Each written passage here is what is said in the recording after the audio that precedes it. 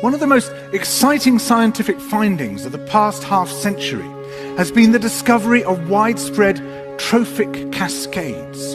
A trophic cascade is an ecological process which starts at the top of the food chain and tumbles all the way down to the bottom. And the classic example is what happened in the Yellowstone National Park in the United States when wolves were reintroduced in 1995. Now, we all know that wolves kill various species of animals, but perhaps we're slightly less aware that they give life to many others. Before the wolves turned up, they'd been absent for 70 years. That the numbers of deer, because there was nothing to hunt them, had built up and built up in the Yellowstone Park, and despite efforts by humans to control them, they'd managed to reduce much of the vegetation there to almost nothing. They'd just grazed it away.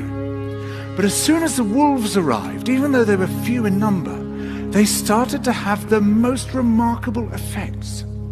First, of course, they killed some of the deer, but that wasn't the major thing. Much more significantly, they radically changed the behavior of the deer.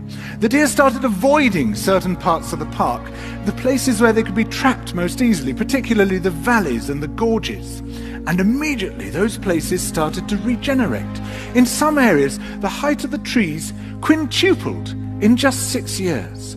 Bare valley sides quickly became forests of aspen and willow and cottonwood. And as soon as that happened, the birds started moving in. The number of songbirds, of migratory birds, started to increase greatly.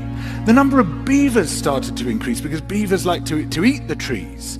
And beavers, like wolves, are ecosystem engineers. They create niches for other species. And the dams they built in the rivers provided habitats for otters and muskrats and ducks and fish and reptiles and amphibians. The wolves killed coyotes, and as a result of that, the number of rabbits and mice began to rise, which meant more hawks, more weasels, more foxes, more badgers. Ravens and bald eagles came down to feed on the carrion that the wolves had left.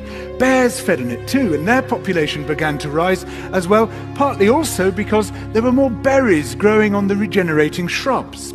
And the bears reinforced the impact of the wolves by killing some of the calves of the deer. But here's where it gets really interesting. The wolves changed the behavior of the rivers. They began to meander less. There was less erosion. The channels narrowed, more pools formed, more riffle sections, all of which were great for wildlife habitats. The rivers changed in response to the wolves. And the reason was that the regenerating forests stabilized the banks so that they collapsed less often, so that the rivers became more fixed in their course. Similarly, by driving the deer out of some places and the vegetation recovering on the valley sides, there was less soil erosion because the vegetation stabilized that as well.